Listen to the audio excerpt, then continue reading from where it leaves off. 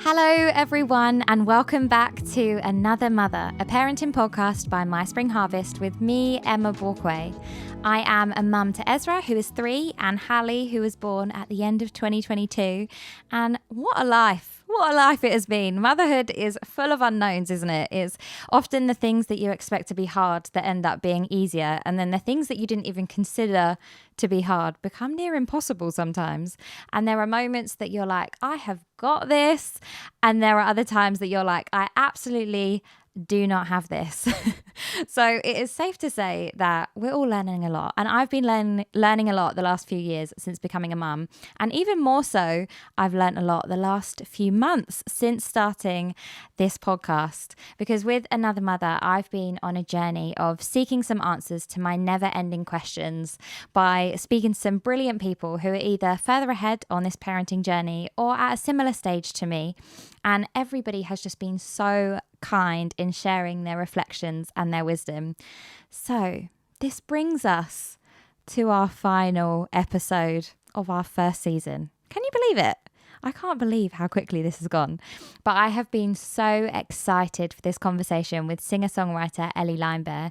We've been friends for a solid while now, I would say, and she never fails to make me laugh. She always keeps it real. She is so full of wisdom, just such an incredible woman. And at the time of recording this conversation that you're about to hear, Ellie was pregnant with her second baby boy. And I am very pleased to report that she has now had her baby and they are all doing really well and settling into life as a family of 4. So in this conversation, we chat all things pregnancy, work, mum life, traveling a lot with a baby, navigating life without a blueprint, and saying goodbye to anxiety. This is definitely an episode that you're going to want to get a little cup of tea and be ready to giggle a bit, laugh along, just, I don't know, interject in the conversation as you wish. And also, if you haven't heard my episode with Anna Smith, you should give that a listen too, because Anna is actually Ellie's mum. So it's fun to hear from 2 generations of one brilliant family. So anyway, let's get into the episode. Hello, Elle Limebear. Hello. And welcome to the Another Mother podcast. How fun. Thank you for having me in your home to record today. Welcome, Emma. This is a delight. I'm on tour. I'm loving it. Love it. I'm loving it. So I'm with you today because we're going to be talking about all things motherhood and work and life and just all the things you do. All the things. You do a lot of things. So firstly, let's talk about mum life. Yes. You're currently pregnant. I am currently pregnant. Yes. And at the time that this is going to come out, Yes. your baby will be here. Yes. So perhaps we will be able to, if you're watching this, put in a picture. Oh, yeah. Oh, my Maybe not of your gosh. baby. You in labour. Smush face. Yeah. Wow, what a sight. But yeah, we'll check back in with you nearer the time of release. But you're currently pregnant. You're 36 weeks, right? I am, yes. I'm like, I'm in Waddle Central. Do you know what I mean? When you just, there's no longer a walk, it's a waddle. Yeah. But we're rocking it, trying to rock it. Feeling it. And you've got Maccabee. Yes. Who is almost 2. Yes, he'll be 2 in August. So currently 20, I don't know how many months that is. I never know. Oh, I'm I terrible can't with do the the months. months thing. No, Do you know me what I neither. mean? When someone asks, I'm like, nearly 2. Yeah, Let's just say nearly 2. Yeah, at what point did you stop doing the months? I think I stopped at 18 months. I think the same. Maybe even like 15 months, because that confused me. Like, what is 15 months? Honestly, before I had children, when I would ask someone like, how old's your child? And they said 14 months, I'd be like, oh, come on. Just say 1. Just 1. Just say 1.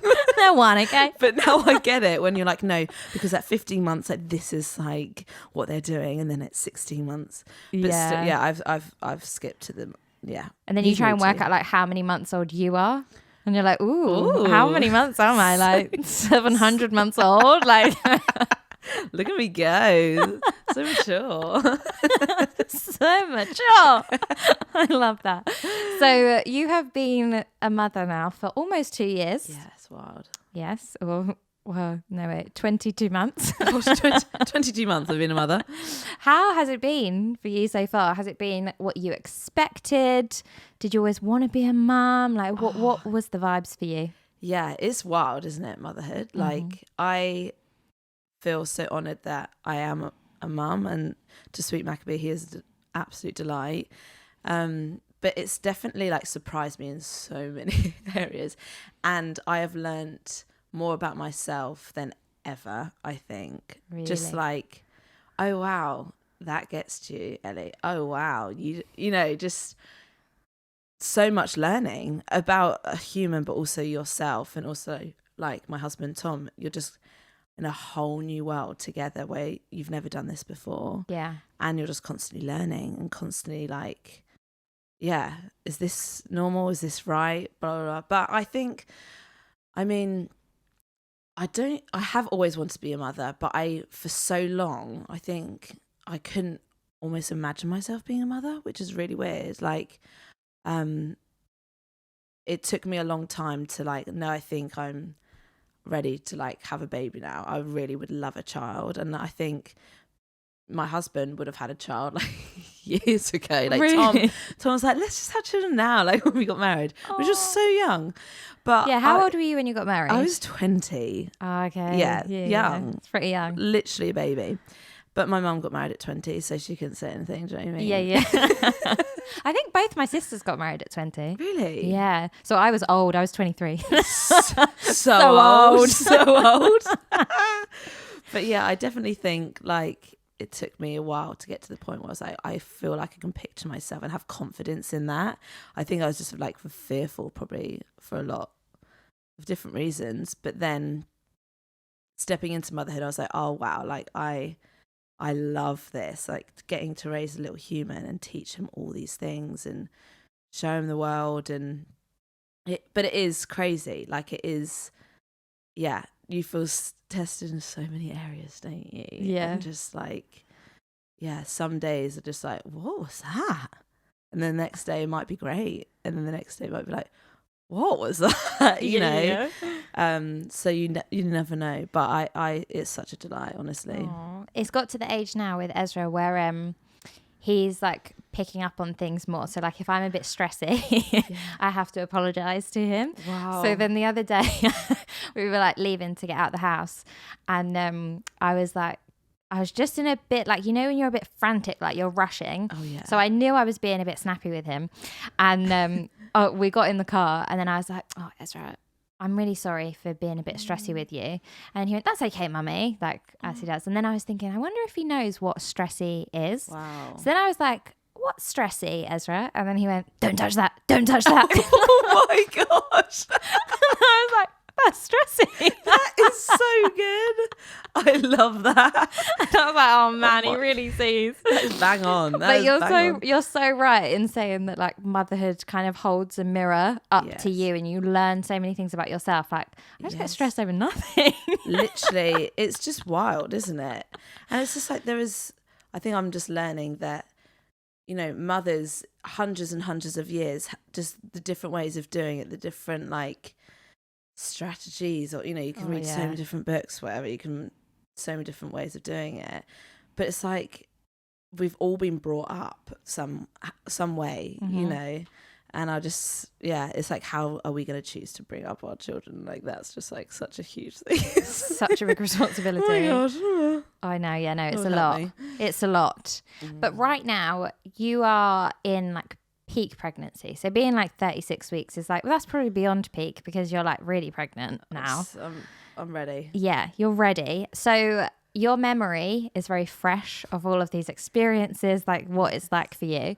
So what are the things that are currently helping you manage being pregnant with a toddler? Yeah, it's like this pregnancy has been so different because you are looking after a toddler whilst being very heavy and can't bend over and can't do things. Whereas the first time you're just like, I'm going to lay on the couch. I'm just going to chill out. Don't have to look after anyone. So I think this time it's helped me is to get out the house. Yeah. Has been really helpful just for him, you know, nearly 2, little boy, get him out of the house, run around, go to a park that I can like even yesterday went to a park and I just sat on the seesaw whilst he just ran around the rest of the park. I was like, this is great. I'm just going to sit here. It was permanently down because I'm that heavy. Yeah. There was no other movement on the seesaw. But I was like, I think that has helped me. It's like getting out in the mornings, especially like get up, dressed, we're going out, and then try and tire them out as much as you can. Yeah. Sleep, and then do something else in the afternoon. But crushed ice, that has helped me. I'm obsessed with eating ice. What is the ice thing? Just I don't know. I've it. never experienced it before, but this pregnancy, I'm like, I just love ice. Is it the texture? I don't know. If you're listening and you had the same thing, like what is it? Yeah, because there's no flavour. Or There's is no there? no, it's actually boring, but I think it's like the activity. Okay. I don't know. That's helping me. I'm like, oh, what else should we do? Let's go eat some ice. And now I'm including Maccabee, and I'm like, should we go get ice together? You put it in your cup, I'll put it in my cup, and let's eat it. So that's a fun activity. That's our afternoon activity. Sorted. It's so thrilling. Love that. But yeah, also just hang out with other mums. Yeah, in that's the same nice. boat is always a good shout, isn't it? Yeah. Do you have quite a lot of other like mum friends locally? Yes, I do actually. And I mean, still our children like very different ages, but when you just get together with other mums, though, it's just like a safe place to be, isn't it? You feel seen. Feel seen Feel and seen. just chat. Yeah, I love all that. the things. So with baby number 2 fast approaching, has there been any things that you've been doing to prepare yourself for labour? And like knowing that you've done it once before, were there things that maybe you were like, oh, I definitely want to be prepared more in this area next time? I think with the whole labour thing, I think this time around I'm going to be more vocal. Like, I think I need this now. I think I need this now. I think the first time I was just like, my birth plan, people would ask me my birth plan, I'd be like, I'm just going to go with the flow, and maybe that's not the best option, but I almost just didn't want to think about, I didn't even watch too many videos because I'm like, I just want to experience, I don't want to even know how bad the pain is, so I'm just going to experience it and see what happens. And then that was my experience. But this time around I'm like, well, I'm going to be more adamant on different things, like they forgot to give me gas and air until like I don't know, like hours and hours and hours into it, and I was like, as soon as I get there, I'm going to just be like, get past me, please. Yeah. Give it Please, to me. may I have As it? I'm coming up the lift, please, can you just pass me the gas and air? I don't know if you're allowed to do that, but I think I'm just going to be a bit more vocal, I think, this time. Yeah. But how am I going to prepare? How am I preparing?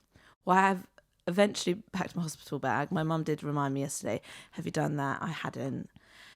So that's all done now. That's good. So he can come now. You're ready to go. I love that. But I definitely feel probably more relaxed. Yes. Like, yeah, who knows what's going to happen, but. No, it's good. I think it's good to be, like in a relaxed state of mind because that helps your body relax, doesn't it? And then also, knowing what you want so you can kind of speak up for yourself a bit, advocate for yourself. Definitely. Tell your birth partner, this is what I want. Exactly. And then they can say it when you can't speak. Absolutely. There you go. Yeah, oh my gosh, yeah. It's going to be amazing. It's going to be, thank you, Emma. I hope so. It will. It'll be great. In Jesus' name, amen. Amen. So, changing topics slightly. Yes.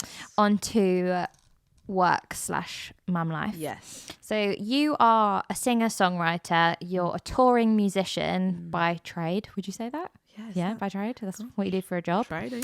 The tradie. Oh my gosh, do you watch Married at First Sight? I do. Anyway, sorry, this is a total sidetrack. So you are a singer-songwriter by trade. You tour the world. Yes. Almost. Well, yeah, probably. Have you been to every continent? Or maybe not Antarctica. Yeah, that's the only one continent, I don't isn't think it? I've been to. But pretty much, yeah. That's incredible. It is wild. It's an amazing career though, and like you have done so many great things. You've released albums and done so much music and been at all these different events.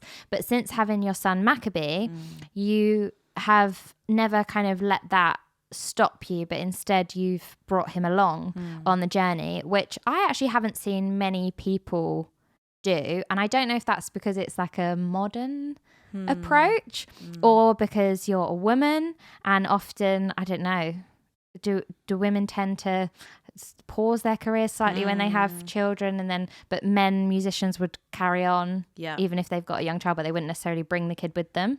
Totally. So then with you, what was the kind of choice behind wanting to do that? Was it an intentional thing or did it just kind of happen that you were like, oh, I've got this tour date, oh, I've got a kid, no, let's just go and see how it is? Or was it always in the plan that, no, we want to be a family that kind of does this together? Yeah, I think both me and my husband Tom, before we had Maccabee, were very much like, it would be amazing if this could work, you know, like, because you can talk about it and it might not ever go to plan. Do you know what I mean?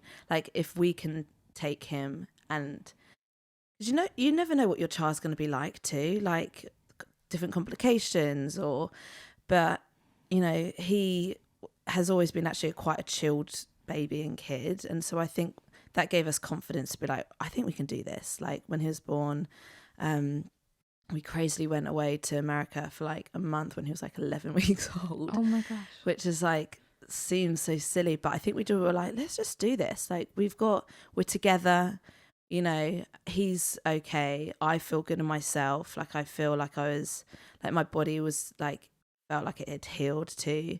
I felt like I actually wanted to go back out and work. When I was pregnant, I said to Tom, I was like, I think I would love like a year, like maternity leave. Like that's what people do, isn't it? Like that's what like normal people with normal jobs, they have like like I love the sound of that. And Tom, you know, because we're self-employed, and Tom also, my husband, he does all my management stuff and he runs his management company. So we're both in the boat of like, we're working for ourselves. And he was like, Els, that would be like really lovely for you, but like I don't know how that's going to work financially, like how we're going to do a whole year of you not working. And I was like, oh yeah, we'll see how it goes. But I surprised myself in that actually Maccabee, definitely had like a few months where I didn't do anything. And then I just had this like energy and urge, like things would be coming in, invitation. I'd be like, I really want to do that. And I really feel like I need to do that. And let's just all go together. And I think Tom is just so amazing anyways. So on it, and just made me feel so confident. So I think that was definitely such a pro of like, we're in this together. We're gonna, you know, the three lion bears, we're gonna try this, and if it goes terribly wrong, we'll never go on a plane ever again. You know, let's just try it. But I think also I was raised in a musical family where my dad would also tour too a lot, and we would go as a family and there's 6 of us. I'm the eldest of 6 kids, which is just bonkers. But you know, mum and dad, we would go with the whole band and on tour together.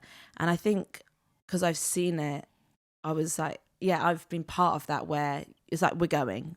But there was this like, there's kind of no choice too, I think, with what we were doing. It's like, either I go on my own, or we all go together, or we don't do anything. We don't do any work, or not doing what we're supposed to be doing too. Like I totally feel like this is my calling, is to like go out and sing and lead worship. And so I knew that there was an obedience to it too, that I needed to do things. But also I know there was like, God would never be cross with me if I was like, I'm not doing anything ever again, you know, like there's such permission, such grace, isn't there?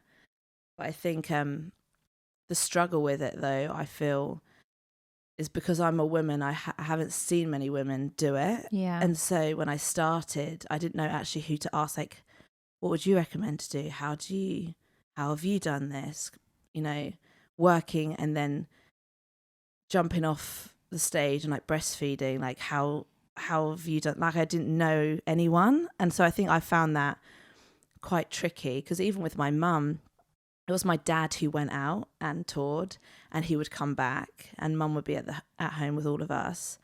And she didn't work. Her work was us, which is unbelievable, raising 6 kids. So even that barrier of like, I can't even ask her, like, how did you do that? Like, it was just so different. doing evening sessions, and then knowing that you need to breastfeed or your baby's in the back room, like probably crying, like how do you deal with that? And knowing that you've got to go back up in like 10 minutes and that he's not settling. And so I think there's been a lot of learning, a lot of juggle, and a lot of like grace, like just asking, having grace for ourselves to like, it's okay, like we're going to get this wrong in so many ways, but also just feel like the kindness of God like all over it, really. Just like there has been an ease to it, which I can't explain. And when people say like, how on earth are you taking your like tiny baby away? I'm like, I don't actually know, but somehow it's working, and somehow we're enjoying it too. Like there's actually so much joy. There's been so much joy, like taking Maccabee around the world and meeting so many people. Like the poor kid like is, met hundreds and hundreds of people, but like it's so beautiful to see him like grow as a person and like be able to be in a room with different people and communicate and wanting to make people laugh. Like it's been really beautiful to see him just like grow into who he is because of the travel and stuff. Yeah. But yeah. That's incredible. So in terms of like what you were just saying about how you didn't really have anybody to ask, there was no blueprint for how you do something like this, and you've kind of learned as you've gone on. Do you have now like certain things where you're like, not even non-negotiables, but just things that you're like, this needs to be in place for this to work? So say if you got a booking, for example, you're like, it just needs to make sure we've got like this element and this element, or like somebody to travel with you, or I don't know, like what is there, or even just things you have to tell yourself, like no pressure or whatever it is. I mean, having Tom there is like, obviously I haven't ever done anything where it's just me and Maccabee. I've always brought someone with me, whether that's so Tom's normally the person, and I've recently done a trip with my mum, which was so fun too, very surreal, and like it was, we had a great time. But I feel like it's just making sure that he's okay. Like I never want to put him in a place where it's like, danger or the worst. I don't know. If there's just like a room that he can just be in and sleep or play anywhere, it can be the back of I was going to say in the toilet, but that's really gross and we've never done that. So in a bathroom, like, no, it's not really. Basically, if there's a space for him and somebody to be with him, as in from your team, that, like your so family helpful. Or whoever. That I can feed, or I can just like chuck some toys on the floor, or he can kick a ball. Like we're just taking a football everywhere we go, and he'll just whack that against the wall. I'm like, perfect, he's happy. Yeah.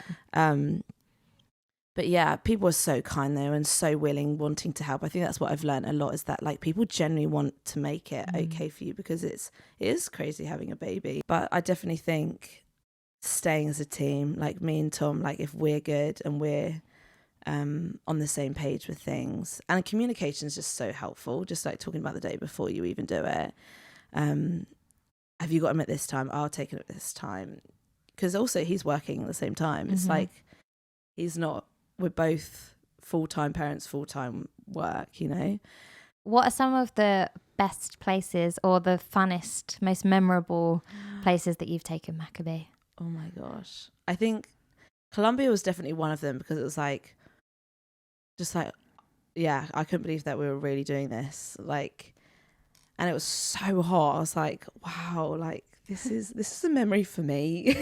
This is a memory for you. That was really beautiful. I think taking him to Singapore was also amazing. And he was like able to walk then too, so he could explore and just walking down the little streets, and getting him, he would just meet so many people, different churches or different events sort of thing. And I think just different cultures too. I think I've loved watching him just explore and be with such different people. Singapore is fun, and Australia, I mean, like going to the beaches too there. I mean, it was freezing. That is a long flight though. Oh my days. Well, actually, I feel like you're gonna just need to quickly give us some travel tips. Oh my gosh. Like, what is your number one aeroplane tip Oh for traveling with baby or a toddler? Oh my gosh. I think just like first off, you're never going to see anyone again. Okay, yeah. So don't on worry. the flight. Do not worry. Okay. And also, everyone's got headphones on these days. True. And they're normally noise cancelling now. You know, it's so groovy. But no one can even hear your baby crying. Okay, great. Normally. So release the pressure. Yeah. That it's going to be okay and you're never going to see anyone again. Yeah. I think snacks and like just some really fun toys that and also just be willing to walk up and down the aisle many, many times. Yeah. Make friends with the air hostesses and just, go back for a cup of tea whenever you want. They would love to make you a cup of tea. Maccabee has spent many a time sitting on the floor with like coffee, like coffee stirrers as drumsticks. Love that. Sitting on the floor with an air hostess and myself or Tom chatting away, and that's like a distraction. Love that. Oh gosh, yeah. I don't even know. That Australia flight was pretty mental. How old was Maccabee when you did that one? He was, should I say the months? Yeah, do it by months.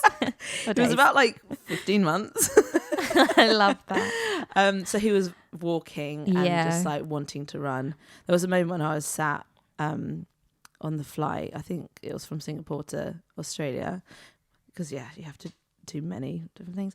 Anyway, and I remember watching a program. Tom had him for a bit. We were like taking turns because he had so much energy on like the second flight. I remember looking to my left, like with my headphones, and I just saw Maccabee just like pelt it down the aisle, and then an air hostess pelting down the aisle, and then Tom. And I remember being like, what is going on? Is this like some sort of game? Like, jeez, like, oh my gosh, like what? But Maccabee just like thought he was sitting again doing his drumsticks thing, and then just like pelted it down, and the sweet air hostess was like running after him, and then Tom was running after her. And so, anything could go. He came back round, she got in. Yeah, there's not really anywhere to go, to be fair. No, he helped himself some caviar at first class. Oh my God. But yeah, no, I think just have grace when you're never see anyone again. And you're going to get there. Yeah. Yeah, you'll get there. It will end eventually. Yeah, totally. Yeah, I always tell myself that whenever I'm in even if I'm just like in traffic, I just have to tell myself there will be a moment that I arrive. Yes. So it's going to be okay. It's so true. I'm going to get there. And by the end of the evening, I'm going to be in a bed where I can close my eyes. Yeah, just have your vision for the future, Absolutely. Absolutely. Try and stay positive. I'm just interrupting this episode very quickly to say, as this marks the end of season 1 of Another Mother, we would love to hear from you. What your favourite episodes have been, what topics of conversation were helpful for you, and any other feedback that you would like to share. So please do feel free to drop me a message on Instagram at Emma Borquaye or at Spring Harvest. And then finally, it would be so amazing to see you at Spring Harvest 2024. We're going to be back at Butlins in both Skegness and Minehead, and it's going to be a week of spiritual refreshment and a great time for families to be together, enjoy all of the on-site activities, as well as hearing from a brilliant team of speakers and worship leaders as we explore the theme Up and Alive, living the life we are made for. So if you want to find out more, head over to springharvest.org. So with your new baby that is on the way, so you're now going to be a family of 4. Do you feel like you're going to keep on with this vibe for as long as you can? Maybe just like keep on traveling together? I mean, as much as you're able. I would love to. Brilliant. And I think, you only got to try it, don't you? Exactly. And again, I think we have this thing where it's like, if it goes horribly wrong, or it's not really working, or like the grace is lifted, then we're just going to have to swap things up and readjust. Okay, how are we going to do this? But it's like, if it's working, then let's just keep going. If the boys are happy, then it's, I think, just why not? Yeah. Too. Like, they're young and they're not in school yet. Let's just keep going. And there's also the thing of like, there is a little bit of, we don't have an option to, like this is our work too. But yeah, we'll see how it goes, Emma. Who knows? Next time I see you, I'm like, we're never doing anything again. I'm going to stay here. I'm going to stay on the sofa and we're going to just homeschool and not do anything else. But you're right though, like you can only try, you can only give things a go. And I think sometimes we put way too much pressure on ourselves that everything is final. Yeah. And it's like, even if somebody's going for a new job or whatever, it's like, oh, I'm taking this job now, so this is what I have to do forever. Yeah. And then we get a bit like stuck in that place or just overthink it. Totally. When really, like, you're a human being, you can actually choose what you want to do. Absolutely. And I know it comes with a lot of challenges in many different ways, but nothing is final. Nothing has to be forever. You can change if you want to change. Yes, 100%. And I think that's what we, both me and Tom, like learn really early on, is like, wait, this is our family unit. Mm-hmm. Like society says do this and put your kid down at 7 and do bed bath, you know, this routine, and or don't do this, don't ever take them there, or they should be up at this time, they should be weaning at this time, blah, blah. But it's like, okay, that's all really helpful. But for our lifestyle, lots of things like that aren't going to work. Like routine for us was stressful. Mm-hmm. Like that, with like traveling different time zones, different, just we'd be up at really early, like 5 a.m. getting a flight one morning and then be getting back at like 11 p.m. And it's just like the stress of having to keep to a routine was just not for us. And I think we just had to release it. It was like so many, you know, my mum raised us, there was such routine and that's what she could do. That's like, which is amazing. And I see so much fruit from that, like an amazing routine, and it's so helpful for children. But for our lifestyle and where we're at, we're like, do you know what? This isn't going to actually work and we're going to have to do something differently. And so I breastfed for a long time too, because like bottles was just like, sanitizing bottles. Oh yeah, so that's much. it. Sterilizing, that's the word. Just stressful. I was like, I'm just gonna carry on doing this. I can breastfeed wherever I am. Yeah. You know, food stuff. We're gonna, you know, I think we just had to like release like the pressure of society to be like, Maccabees can't be in a bed every night at 7 p.m. Like we're at, you know, an event somewhere at that time. Yeah. So the buggy was amazing. He loved his buggy. Or we'll find a space in, you know, a venue or whatever that, and he just adapted. And it's like he doesn't know any different. Yeah. Like, so it was like, if he's happy, and he was like it, and so I think we just had to be like, do you know what? Society says this, or you've got to do this, and we're going to just release that pressure off us, because there's no point stressing about it and trying to fit in a certain way because everyone else is doing it. And things work for different people. Do you know what I mean? Different lifestyles, different jobs, different family units. Do you know what I mean? You can do, I want to encourage you, like listening, it's like, it's your family unit. Like how do you want to like do your life? Like how do you want to do your evenings? Like you could do bath, bed, and you know, but you could also go out to the park at 6 and then come back. Do you know what I mean? Like you do what you want. You can literally do what you want. Like, and obviously like routine is so helpful. Like now he's a bit older, we've got into, and we're home more. We've got more of a routine, but just want to encourage you, like do what, like you can do what you want. And people might disagree with you. People might think like that's a stupid idea or that's not helpful, but actually you know what's best for your children, and you know what's going to be helpful for you, for your lifestyle and your life and where you're going, where you want to go. That just have confidence that like your decisions and what you know best for your children. Yeah, definitely, because even like what you were saying, that it can sometimes be stressful to put the expectations of society or the way that society does it onto you, and actually one of the most important things for your child and their happiness is for their parents to be less stressed and to be happy and to be confident and all of those things. If that's going to help you as a parent, then he's going to automatically benefit from that. Totally. Because I think it's so important as parents to prioritize our own mental health as well and our mental well-being, and just being aware of the things that are adding extra pressure that actually we don't need to take on the extra pressure. You can just release it, like you said. Totally. Because for you to be in a good place is probably one of the most important things. Totally. And talking a bit about mental health, yes. you actually wrote a book very recently called Saying Goodbye to Anxiety. Yes. And you wrote it with your friend, didn't you? Yes, my friend Jane Kirby, who's wonderful. Yes. And do you want to tell us a bit about what this book is, kind of how it's intended to be used? Yes. So Say Goodbye to Anxiety. Feels very surreal to say that. Woo! Is a 40-day devotional journal book. So yeah, every day, 40 days, great number. And it's basically just kind of like every day's like a pep talk, really. Me and Jane, we do like alternate days sort of thing.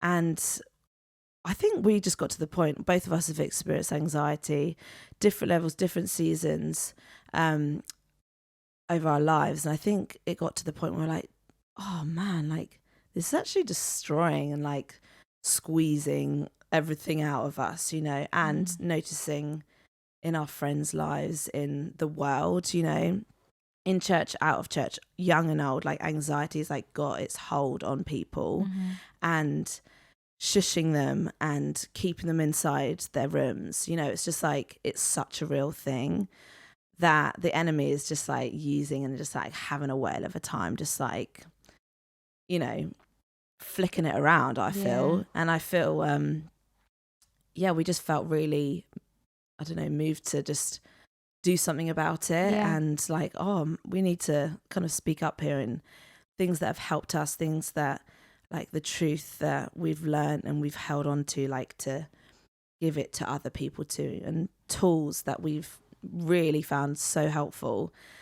So it's a 40-day devotional book, and then there's like a journal day for each day. So reflection, there's questions that we ask that you just go on a process of like being free. Like we know there's freedom and anxiety is not the answer and not the definition of your life. Like if you're listening, you struggled with anxiety all your life, or it's a generational thing. Like there is actually freedom, like from this ugly beast.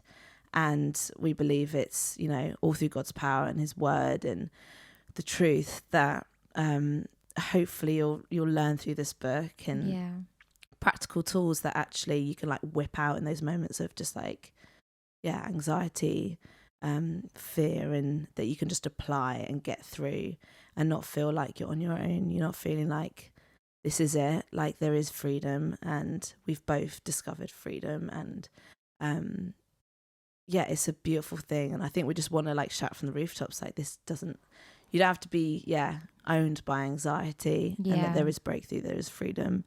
And hopefully by the end of the 40 days, discovery and just, you know, actually saying things out loud. We talk a lot about, you know, actually opening your mouth and like saying the truth to yourself, and like the power of that it's not who you are. Like anxiety is not your identity. So that's what the book's about, and it might be out by the time this is out, who knows, or it's coming out soon. It's coming soon to a bookstore near you. In all good bookstores. Because is anxiety something that you had experienced before ever becoming a mum, or was it something that was quite new to you through motherhood? Because that can actually be a thing, can't it? Of totally, like, I guess with all the hormones and everything, and the pressure of having a whole life that you now have to like raise and take care of, actually that can produce a lot of anxious feelings within people. So was it something for you that you've always kind of had on the horizon, like just there, or was it more in motherhood? I feel like I didn't realize that was what I was struggling with until maybe a few years before I had Maccabee. Okay. So I think I just made excuses for fear, or just like thought it was something else, or just covered it. And then a few years back I was like, oh my gosh, that is, you know, just hearing more and more about anxiety and hearing more and more about mental health, I was like, that is what is strangling me.